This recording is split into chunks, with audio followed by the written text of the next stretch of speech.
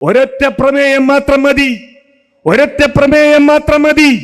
സമസ്ത കേരള ജമിയത്തുൽ ഉലമ എന്ന് പറയുന്ന സംഘടന അത് അള്ളാഹുവിന് ഇഷ്ടപ്പെട്ട സംഘടനയല്ല എന്ന് മനസ്സിലാക്കുവാൻ ഫറോക്കിൽ ചേർന്ന സമസ്തയുടെ സമ്മേളനത്തിൽ പാസാക്കിയ 6ാം വാർഷിക സമ്മേളനത്തിൽ പാസാക്കിയ 8ാമത്തെ പ്രമേയം ആരംഭിക്കുന്നത് തന്നെ ഇങ്ങനെയാണ്: കേരളത്തിലെ മുസ്ലിങ്ങളിൽ അനേക കൊല്ലമായിട്ട് നിരാക്ഷേപമായി നടന്നു വരുന്നതും ഇപ്പോഴും നടന്നു വരുന്നതുമായ താഴെ വിവരിക്കുന്ന കാര്യങ്ങൾ അഹ്ലുസുന്നത്തി വൽ ജമാഅത്തിന്റെ ഉലമാക്കളിൽ മതാനുസരണങ്ങളാണെന്ന് സ്ഥിരപ്പെട്ടവയാണെന്നും ഇവ മതവിരുദ്ധങ്ങളാണെന്നോ അഥവാ ശിർക്കാണെന്നോ പറയുന്നവർ സുന്നികളല്ലെന്നും അവർ ഇമാമത്തിനും ഖതീബ് സ്ഥാനത്തിനും ഖാളി സ്ഥാനത്തിനും കൊള്ളരുതാത്തവരാണെന്നും ഈ യോഗം തീരുമാനിക്കുന്നു.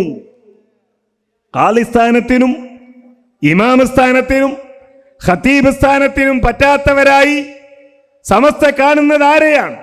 എന്തെതിർക്കുന്ന ആളുകളെയാണ്? ഒന്ന്, മരിച്ചുപോയ അംബിയ, ഔലിയ, സാലിഹീൻ ഇവരുടെ ദാത്ത് കൊണ്ടും ജാഹ്, ഹക്ക്, ബർക്കത്ത് ഇത്യാദികളെ കൊണ്ടും തവസ്സുൽ ചെയ്യുന്നതും അവരെ നേരിട്ട് വിളിക്കലും വിളിച്ച് സഹായത്തിന് അപേക്ഷിക്കലും അവരുടെ ആസാറുകളെ കൊണ്ട് ബർക്കത്ത് മതിക്കലും. ഈ ഒന്നാമത്തെ കാരണം തന്നെ അല്ലാഹു സുബ്ഹാനഹു വ തആല ഏറ്റവും വെറുക്കുന്ന കാരണമാണ്.